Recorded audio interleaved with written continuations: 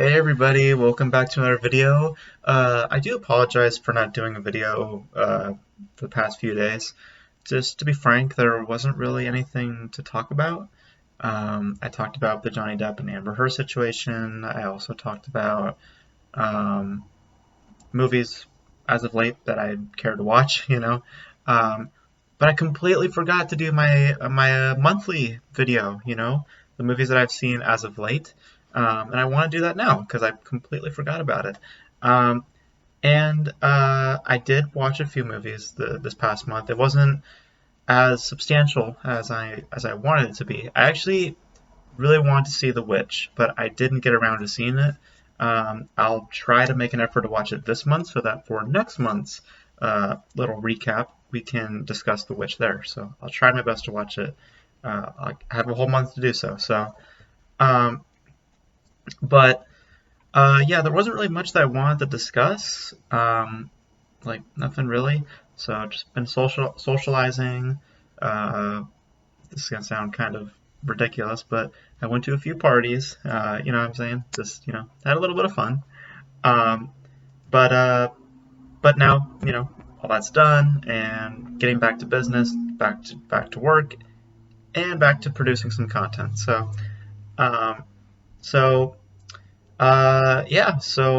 Just so if anyone doesn't know how this works, um, basically, as the title suggests, I just tell you what I've watched. That could be older films, that could be some more recent films, but not anything like new.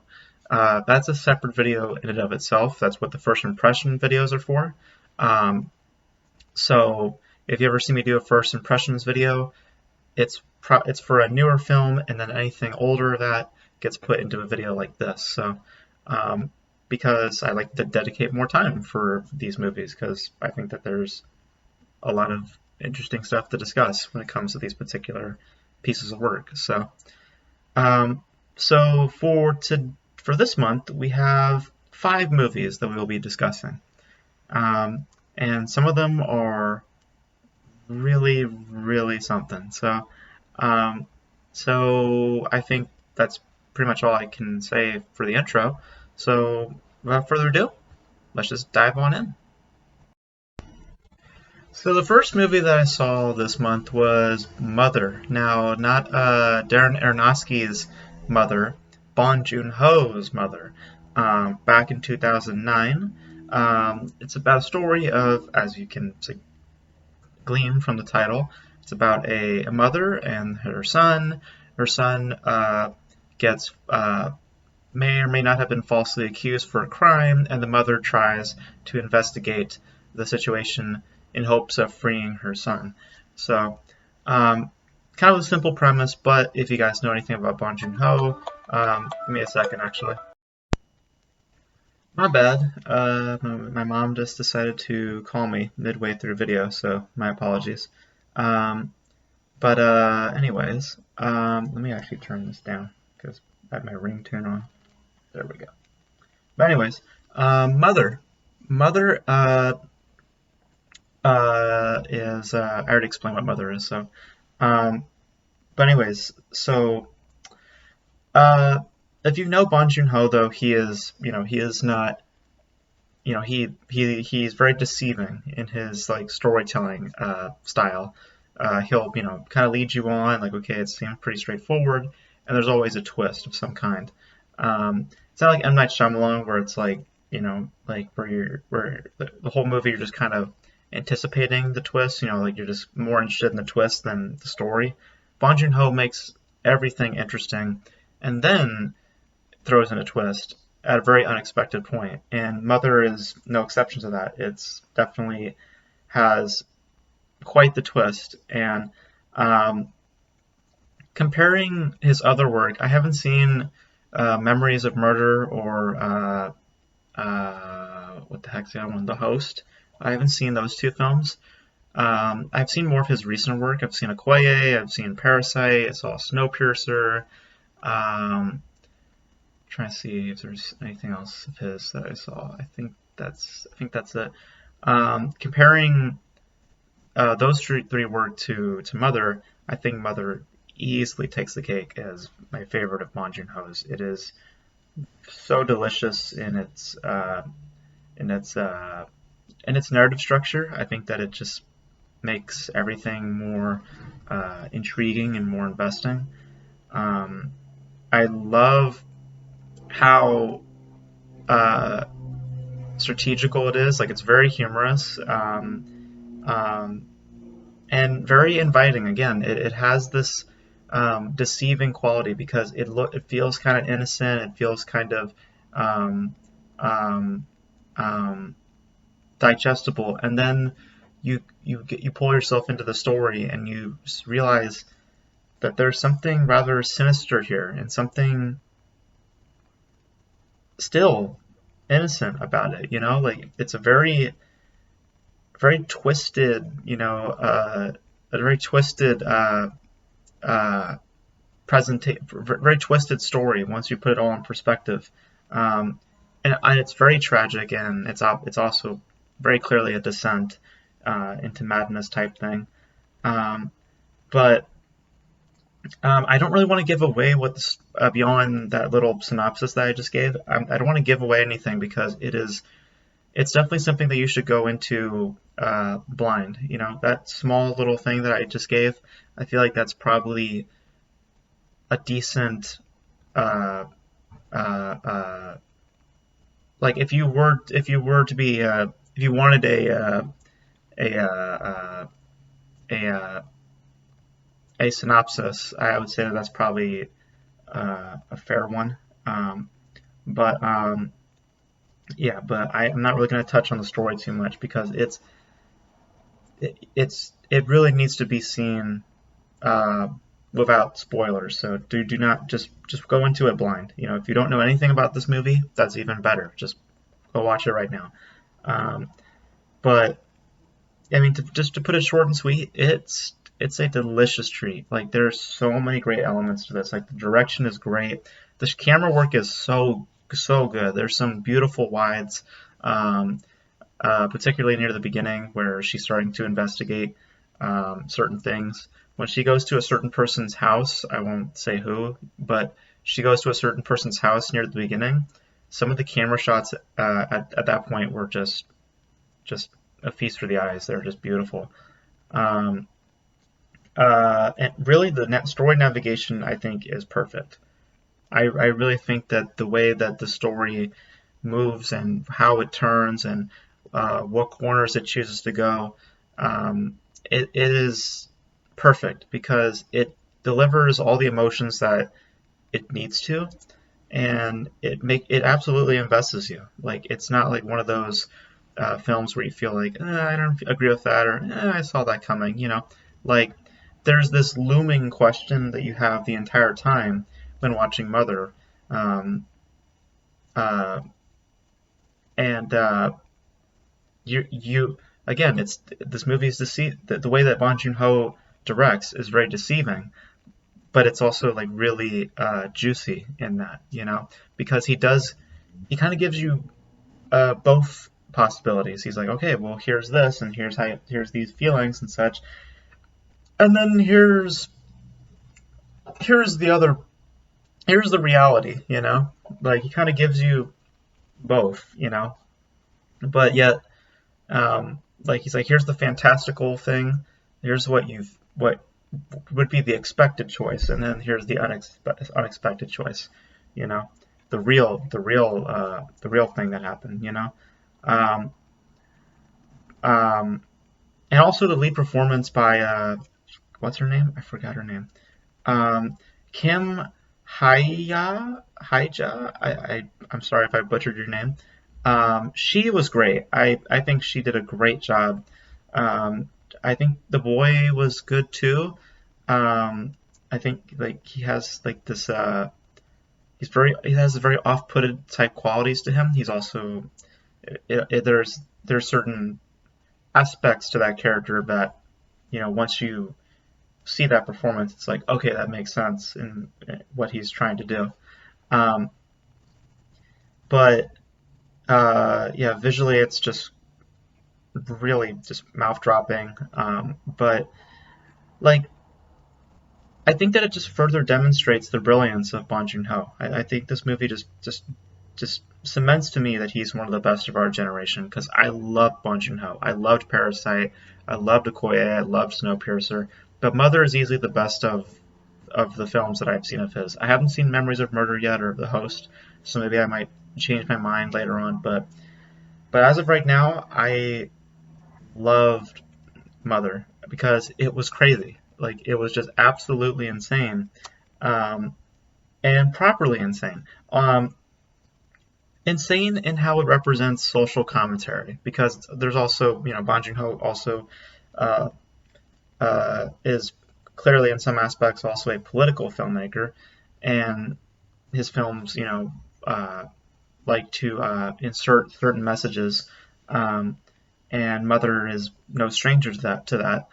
And um, just again the way that he represents it here, it's fun, it's delicious, it's charming as hell, and insane. It's just this crazy um, uh, this crazy presentation. And again, the direction is solid. The story navigation is really what made it work for me. Just I love how this movie moves and how it uh, walks through this. How the story uh, navigates itself. I guess. I think it's perfect. I really think that they nailed it with that. The performance was great. The visuals, the camera work are so good. Um, just a really great piece. I was really taken by Mother, and if you don't know anything about it, please just don't listen to me. Just go watch the film for yourself, because it is really good. So check out Mother when you guys get a chance to. It's awesome. All right, next film that I saw was a film called Paris, Texas.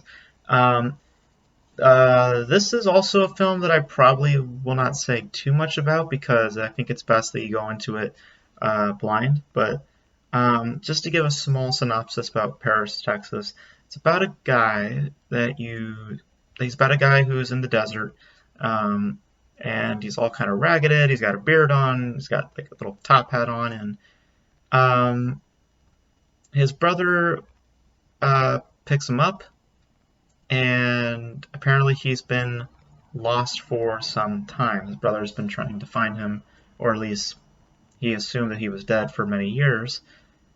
And that's all I'm going to really say. That's all I'm going to really say. Because this is not like Mother, where like there's like these big twists and all this stuff.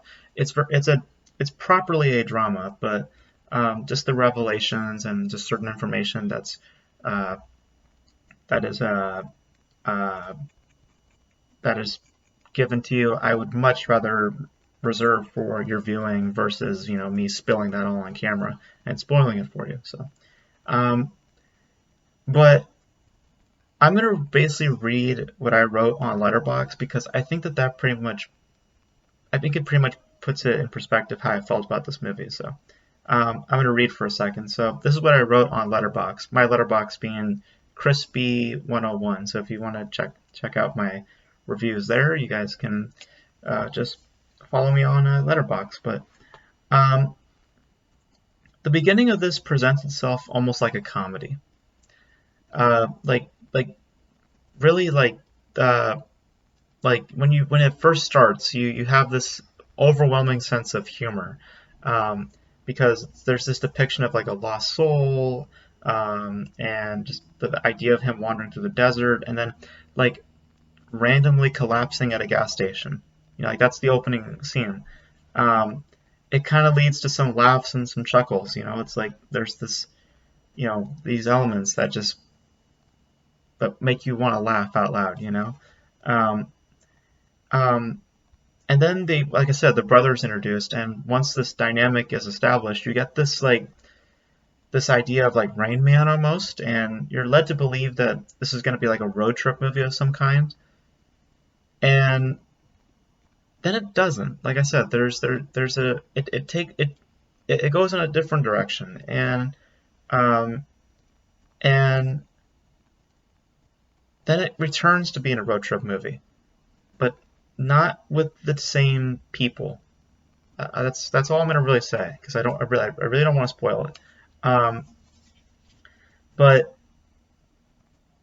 uh, there's a scene in here that I I don't want to give it away, but um, there's a scene in here that or no, there's two scenes. My bad. There's two scenes in here that I really love. Um, one of them involves this man and somebody else on opposite sidewalks, and just like I was beaming with happiness during this particular scene. It was just a beautiful scene. I've heard some people say it's like some of their favorite scenes ever, and I mean I don't know if I'm ready to say that, but man, it was just so beautiful. Like this is really tender and just I was tearing up. It was just it's a small moment in the film, but it is so powerful and so emotionally resonant.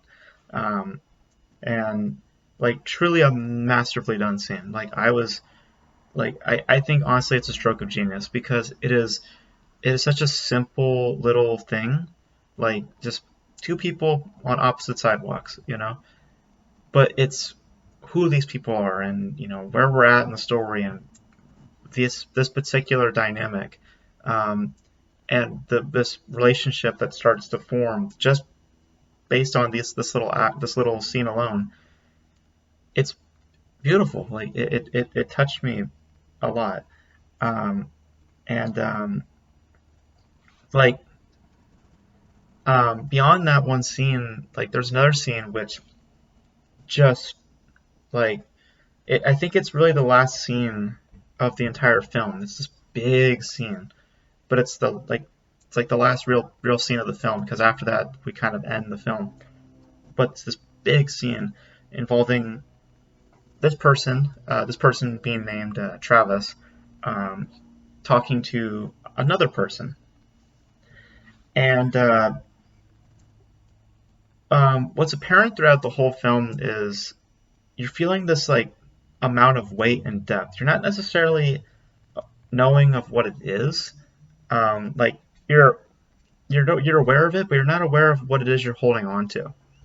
Um, but you feel it like like tremendously, like almost like in the context of how Travis is in the movie, it's almost like you're coming to the realization of certain things as well, you know.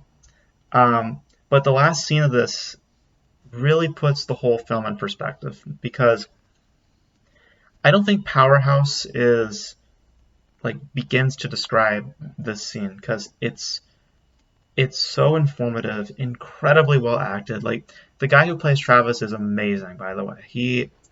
I want to see more movies of him because I believe it's a Harvey. Let me check real quick for his name. Harry Dean Stanton. He is great in this. Also, Natasha Kinski, who was the other person in that scene. She was fantastic. Both of them I absolutely loved in this particular scene. Um, and like I said, it's incredibly well acted, but also it holds so much bravery for allowing this scene to unfold for as long of time as it's given, because it's given quite a bit of time to breathe and to like truly showcase like all of itself, like from an informative point of view, from its acting, from its camera work, um, it just gives so much room to breathe. And once all the pieces are given to you, what you're really realizing, without spoiling it, what you're really watching, and you come to realize, is that you're watching a tragedy. Like you're not watching something that's humorous or like, oh, this is gonna have like this really happy ending. And it's not one-sided. Like it's not like you're seeing it purely from Travis's point of view or this and that. In this particular scene, you get to see both points of view. You get to see how Travis feels, and you also get to see how this particular person feels, and you completely understand both of them and agree with how they both feel. Um, the aura with this whole film is so like meditative and so like just um I wouldn't say euphoric, but it's like there's just like this like you feel really calm watching this movie, and I wasn't really expecting that, but um, I really like movies that make me feel that way, where I just can feel um, where I feel like I'm in trance, or I feel like I'm just really relaxed, like I really like that type of feeling a lot. Um, but I'm just floored by this, to be honest. I mean, I was so engrossed in it. I was again completely taken by this meditation, blown away by Harry Dean Stanton and Natasha Kinski. Um, it's emotionally satisfying and visually also. Oh my gosh, why did I not talk about it? Visually, Paris, Texas is a feast for the eyes. There are some gorgeous shots that they get from the desert and just certain placements. It's a visual beauty. Like it is just something it is something to look at. Um, the only holes that I can poke at Paris, Texas is that I do think that the brother, and then eventually we meet the brother's wife. I do think that those two performances were the weak links for me, not the strongest. Um, but because they were kind of iffy to me, just kind of like like I'm not really digging it.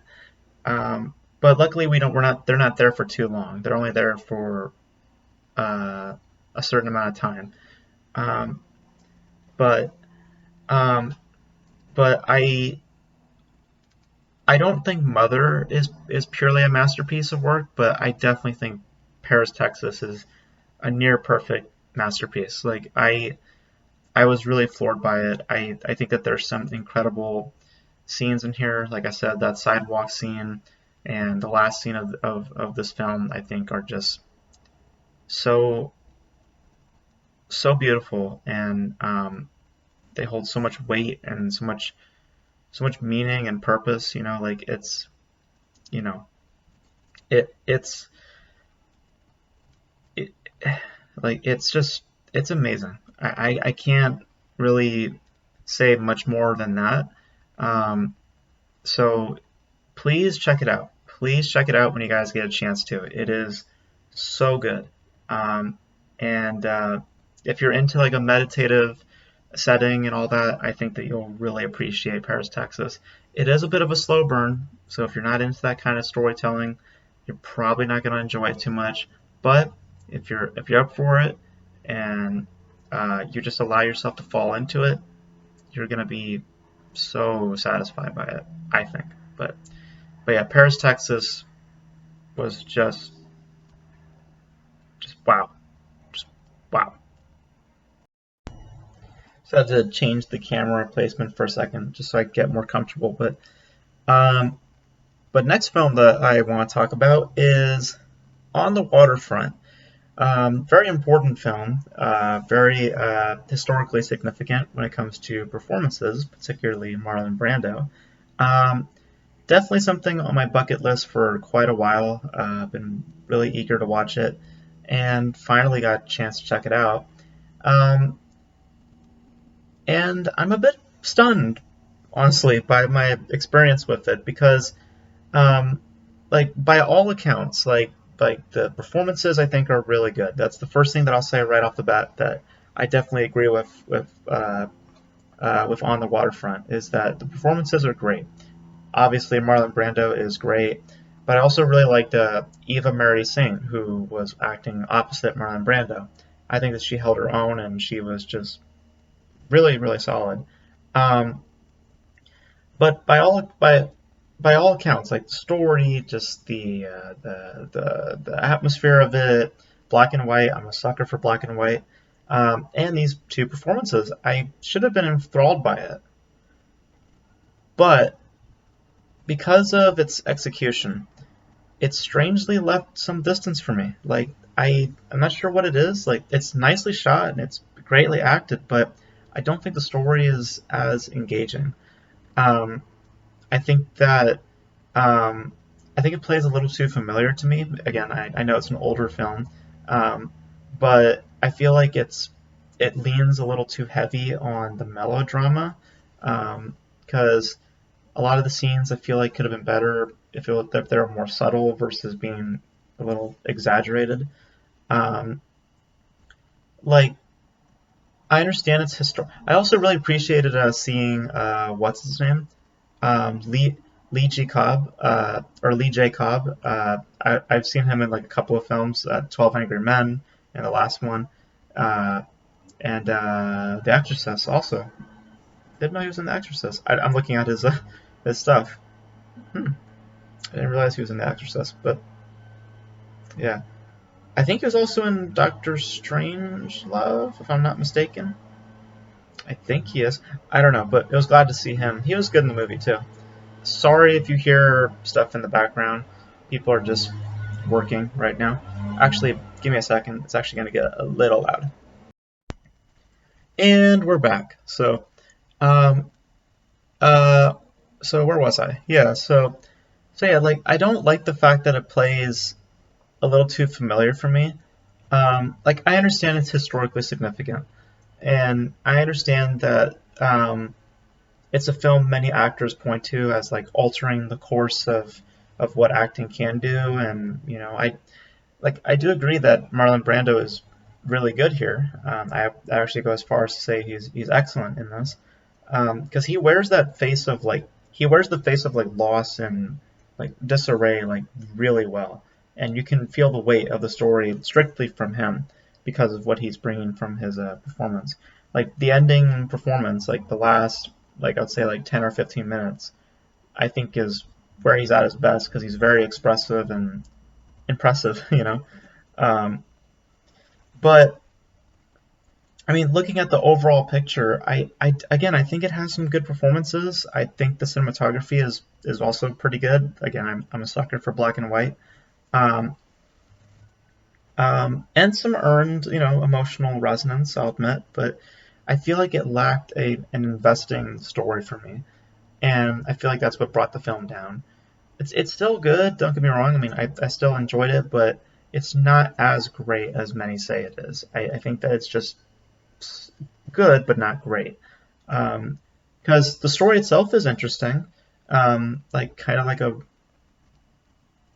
a West Side Story kind of story. Um, like it's an interesting story, um, but I feel that it. I feel like it. I feel like there could have been a little bit more to it. Maybe it's because of the fact that it's playing on that melodrama so much, and maybe I should have chosen to be more subtle. Um, but um, but like I said, good performances. Visually, it's nice. Emotionally, at times, is earned. But I feel like subtlety could have been more suitable for this film. Um, but they chose to be more expressive. And at points it works, and at other points it just doesn't. So I liked it, but I didn't love it. So. All right, next film that I saw was Tootsie. This is a an interesting film for me because um, I love Dustin Hoffman. I think Dustin Hoffman's one of the best actors of all time. I absolutely love a lot of the performances that he's done, like The Graduate, Rain Man. Um, like I've seen bits of him, Midnight Cowboy. He was really good in that. Um, and uh,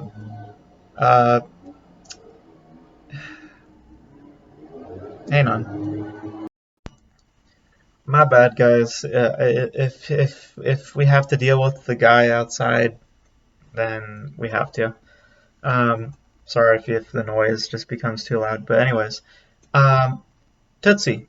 Let's get into Tootsie. So, as I said, I love Dustin Hoffman. I think that he puts in some really impressive work, um, and this is no exception. I think that his performance in here is quite impressive, and I think really transformative. I mean, look at I think that his look in the film, should you know uh, should what's the word I'm looking for? Should uh, be evident. It should be evident that it's a transformative performance. Um, and I didn't expect Bill Murray in the movie, by the way. I was surprised to see him. I was surprised to see Bill Murray. He did good in it too, but I was surprised to see him. Um, there are a couple of laughs here and there, and it does have an overall playful, lighthearted type of atmosphere. But I think that where Tootsie starts to fall a little bit for me is in how it handles its supporting cast and in its pacing. Because the movie like flies by, like it just kind of speeds through, and gives little time to really develop the supporting characters, namely in Jessica Lange and Terry Garr. More in Terry than Jessica, because she just feels like a prop, like she just feels like she's just kind of there, and I get that's kind of the point, but at the same time, I wish that she was kind of given more to chew on than just being some kind of object. You know what I mean? Um, Jessica Lange, like they try to give her some stuff, but it doesn't really amount to much. It feels kind of like add-ons. It doesn't feel like something that feels truly significant to her character. Um, because really, what you get with these two characters are that they're dealing with personal issues, but are not given time to give the audience the weight of said issues. Um, because what you also get is a production that in general feels like it has like very limited time to get things done, because the dialogue is like spoken really quick, and it like I, I see that it might be just a certain style that the director wanted, but it became quite excessive and overplayed after a little while for me. And more to that point, the idea of Dorothy and the ending itself feels like an afterthought, really, because both of these elements just happen rather easily. Like Dorothy just shows up, like there's no like where did this like there's no like I need to figure this out. Oh, what if I did this? Like there's no setup to where Dorothy comes from. She just shows up out of nowhere. Um, and there's no real struggle or insight. It's just a bunch of conveniences in how it's like set up and how it concludes. And on top of all that, characterization becomes an issue when we talk about Dustin Hoffman, because he's kind of a douche. His character is kind of a jerk. Like you kind of like you eventually start seeing a real douche in this person, because some he does some questionable things, and there's some actions that he does um, that I could see a lot of people not taking kind to.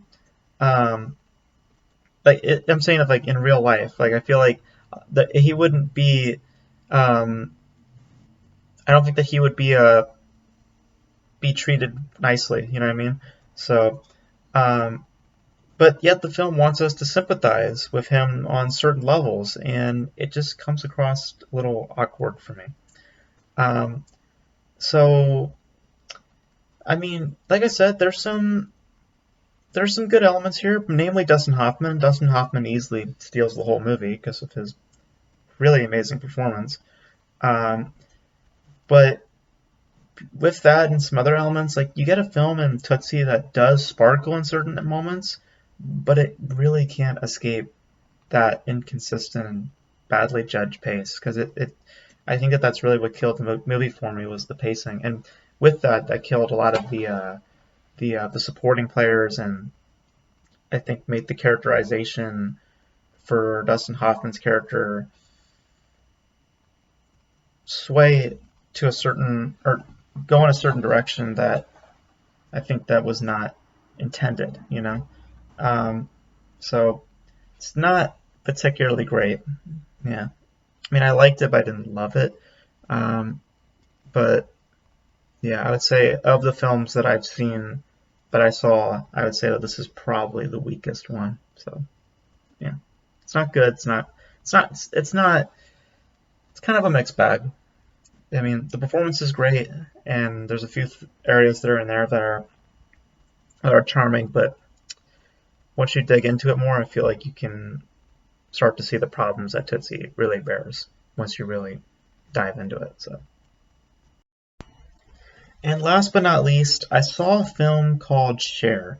This was a random choice. I didn't set my sights on this film. Um, like um, I was interested for a while, just namely just by the simplicity of the title, Share, and the fact that it's A24 and all these other things. Like I was intrigued, but I never sought after it, you know. But after coming back one day from doing stuff with a friend, I just thought, okay, let's just pop up Share. Knew nothing about it. I knew it had something to do with rape, which is something that I have to say right up front. This is not an easy story to watch. It's about rape and about certain subject matter. So if you're very sensitive to certain things like that, probably don't watch Share because it touches on that quite often. The whole story is about that actually. But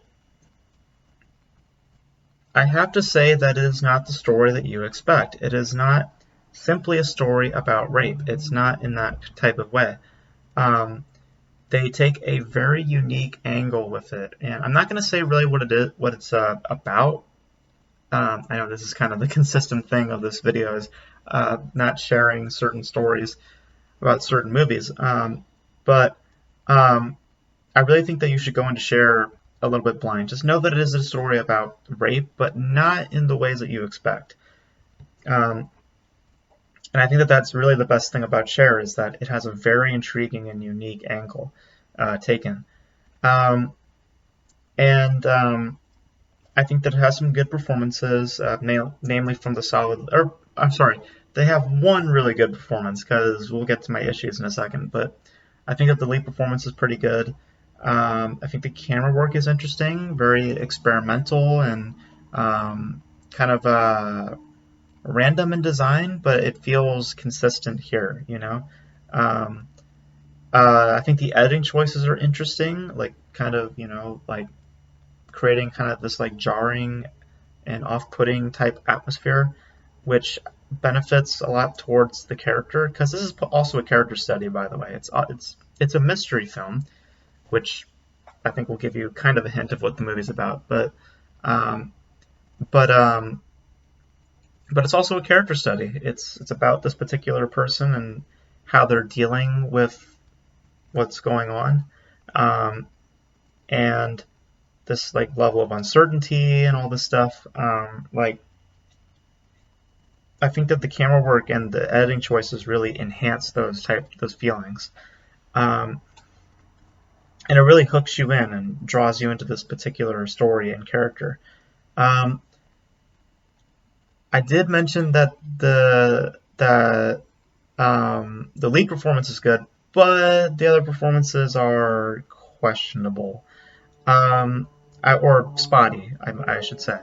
Um, the parents, yeah, not too great. Some of the other kids that are some of the other high school kids that she's acting opposite by, not that great. So I feel like they could have gotten some better talent um, to surround her. Um, as I said, I think it does have a unique angle, but I also think that it has a predictable revelation. Like the pitch is interesting.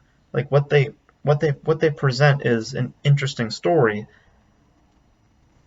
but the way that they go about it, the way that they navigate such story, at one point you go, okay, I'm pretty sure it was this. And the movie doesn't try to, you know, throw you a curveball or anything. Like you're pretty certain on who did what. And I wish that wasn't the case. Um, like Um, and as I mentioned, like there is a jarring like quality to its atmosphere and stuff, but um, I also think that also was kind of um, uh, I feel like that was also one of the things that brought the film down for me in certain respects, namely in its navigation. Like editing wise, I think it's interesting. I think that there's some technical things that I think are interesting in terms of representing a jarring, like an off-putted type feeling. But in terms of how it navigates the story, I feel like it's a little strange. Um, I feel like it could have been a little bit more straightforward, um, versus having to like jump to certain areas. Like it's like we go from like gym class to her house to this to that. Like it's a little bit jumpy. Um, and I don't, and it's not a fault of the editing because I feel like that there's, um, again, I feel like that there's interesting ideas that the editing does. I feel like it's just more just how they structured their story. I feel like that they just didn't. I feel like that there's stuff that they needed to add to make it more strong as a structure because as it is, it's kind of weak. Um, but um, But like I said, it has some good camera work. It has a solid lead performance, and a very intriguing angle taken, that really gives it a good set of lenses and really draws you in. Um, like like even though it could have benefited from from better talent in front of the camera and maybe a little bit more of a stronger outcome that can provoke a little bit more of an emotional response and something more of a twist, um, and again structurally make it more stronger. I really like the boldness and commitment to said story. Like this pitch, this idea of what Cher is. Um, I That's what I think really what prevents me from saying that Cher is not that great of a film. Because if you do start to look at Cher, there are definitely issues. Um, but I think that the story itself, what they present, I think is what saves it for me, and the performance to an extent. So I say check it out. It's a good little film. It's not like crazy good, but it's a good little piece, and um, I think that um, I do feel like it could have benefited from more time to evolve. But for what we got, I think that it's decent, and I think worth a watch. So, but again, if you're if you're sensitive to certain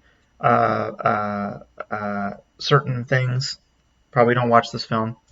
But if you're okay with it, I would say check it out. It's decent. It's not great, and definitely could have benefited from better talent, but for what we got, not too bad.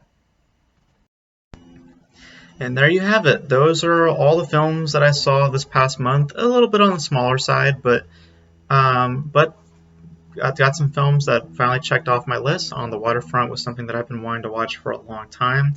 Saw some amazing pieces like Paris, Texas, and Mother, and saw some small right films, Tootsie and Cher. So we got a little bit of everything. We saw some films that, and on the Waterfront, I would say I'm in the minority of. Um, so so we got a little bit of a variety this month. Some really great films, some films that I think are overrated, and some films that I just found to be mediocre. So or just okay. So. But you guys let me know your thoughts on all of these movies, and if you have any recommendations for films I should be watching, please let me know, and I'll include it on this monthly little video thing.